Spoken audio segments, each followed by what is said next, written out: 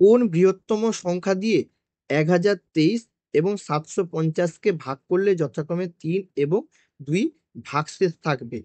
প্রশ্নটি SSC group D 2017 সালে এসেছিল। এছাড়াও এই ধরনের প্রশ্ন অন্যান্য পরীক্ষাগুলোতে আমাদের আসে। তাহলে আমাদের প্রশ্নতে বলেছে কি, কোন বৃহত্তম সংখ্যা দিয়ে 1023 এবং 750-কে ভাগ করলে যথাক্রমে 3 এবং 2 ভাগশেষ থাকবে? তাহলে আমরা প্রথমে কি করব, এই 1023 থেকে 3 বিয়োগ করে দেব। 3 বিয়োগ করলে আমরা কত পাবো? আমরা 1020। এবং 750 থেকে আমরা 2 বিয়োগ করে দেব। 2 বিয়োগ করলে কত পাবো? 748।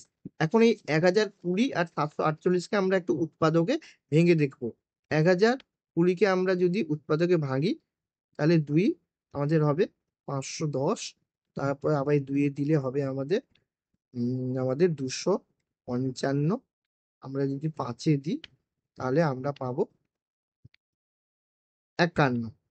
তাহলে এবার কত? এখানে যদি আমরা 3 দিই, তাহলে পাবো আমরা 17।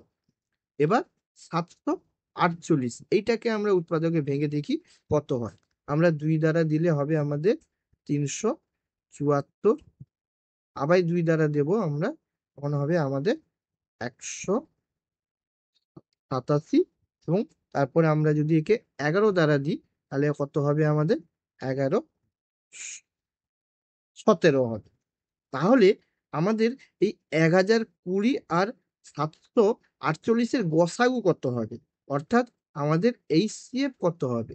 এইচসিএফ হবে, অর্থাৎ আমরা দেখতে পাচ্ছি এই উৎপাদকে ভাঙাতে আমরা কি পেয়েছি? এখানে দুটো 2 আছে, এখানে দুটো 2 আছে, এখানেও 17 আছে, এখানেও 17 আছে। তাহলে গসাগু আমাদের হবে কত?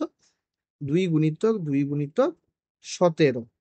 তাহলে আমাদের কত হবে? আমাদের 68। এটাই হবে আমাদের অ্যান্সার।